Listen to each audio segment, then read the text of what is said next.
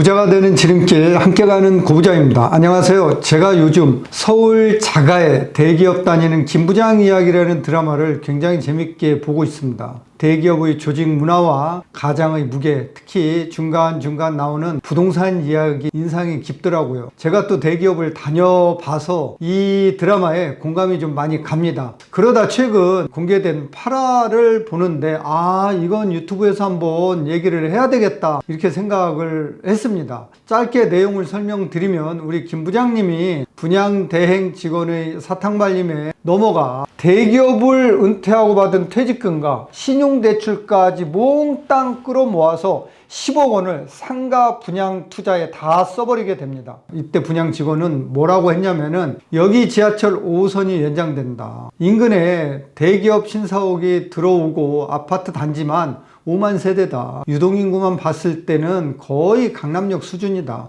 이런 식으로 얘기를 합니다. 당연히 아무것도 모르는 입장에서는 솔깃하겠죠. 굉장한 것처럼 보입니다. 거기에다 마지막 하이라이트로 뭐라고 하냐면 월 1000을 벌 수 있다고 합니다. 대기업을 은퇴하고 나서 그 정도 수준의 돈을 번다는 건 정말 큰 메리트 아닐까요? 실제로 은퇴 후 이런 말에 넘어가 창업, 지식산업센터 분양 등으로 퇴직금을 홀라당 날리는 경우가 허다합니다. 이런 상가 계약 왜 위험할까요? 먼저 유동인구가 많으니 장사가 잘 될 것이라는 말 했죠. 정말 유동인구가 많으면 장사가 무조건 잘 될까요? 아닙니다. 지나다니는 사람의 수가 매출을 보장하지는 않습니다. 중요한 건 소비인구로 전환되는 비율이죠. 드라마 속에서 유동인구가 강남역 수준이다라고 했지만 강남역처럼 사람이 아무리 많아도 내 가게에 들어오는 사람이 없다면 그거는 정말 소용없어요. 여러분들 성수동 가보셨나요? 성수 가면 사람 정말 많죠? 그럼 성수에 가게 오픈하면 돈을 잘 벌 수 있을까요? 아니라는 거죠. 서울시 상권 분석 서비스 자료를 보면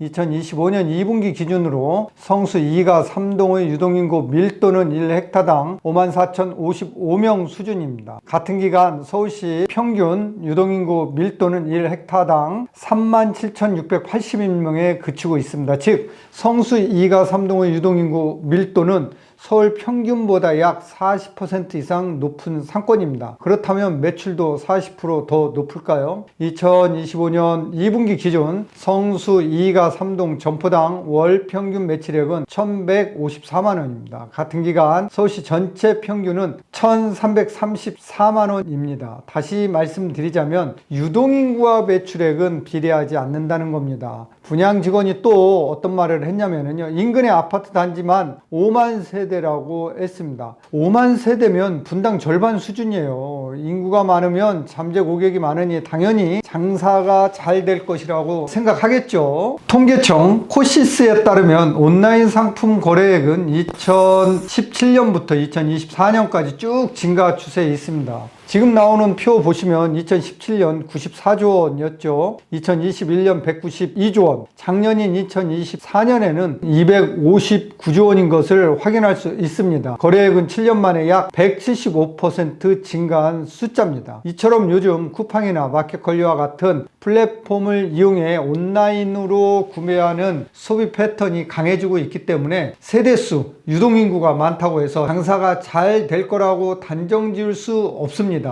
실제 사례를 한번 볼까요? 송파에 위치한 헬리오시티는 무려 9,510세대 대단지입니다. 하지만 7년째 일부 상가가 공실인 상태입니다. 그래서 원벨리나 잠실 르엘 등 대단지 아파트에서는 수익성이 떨어짐에도 불구하고 개별 매각보다는 통매각을 추진했습니다. 만약 분양이 잘 됐다면 통매각을 할 이유가 없겠죠? 결국 세대수나 유동인구 숫자가 많다고 무조건 매출이 높다는 건 아니라는 점 꼭 기억해야 됩니다.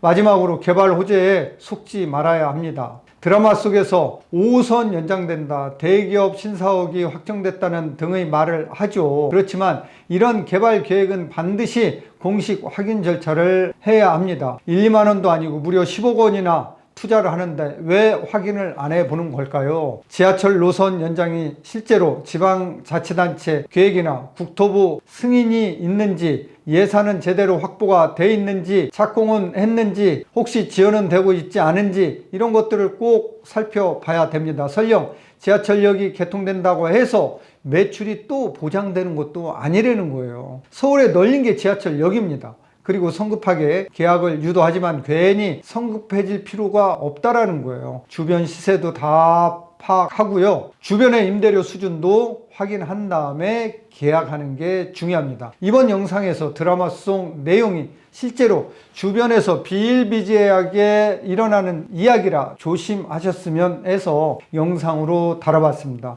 눈앞의 달콤한 말만 믿고 덜컥 큰 돈을 계약하는 경우 매우 위험하다는 것 꼭 명심하시기 바랍니다. 혹시라도 누군가가 나에게 이것만 사면 평생 월세 부자로 지낼 수 있다는 말 한마디 한다면 이 영상에서 제가 말씀드렸던 포인트들을 꼭 점검해 보시기 바랍니다. 너무 좋게 들리는 제안일수록 꼼꼼하게 따져보고 전문가한테 확인하는 자세가 필요합니다. 여러분, 부디 김 부장처럼 속는 일이 없으시길 바랍니다. 재미있게 보셨다면 구독과 좋아요 꾹 눌러주시고요. 다른 분들한테도 많이 홍보해 주세요. 다음 영상에서 또 유익한 내용으로 찾아뵙겠습니다.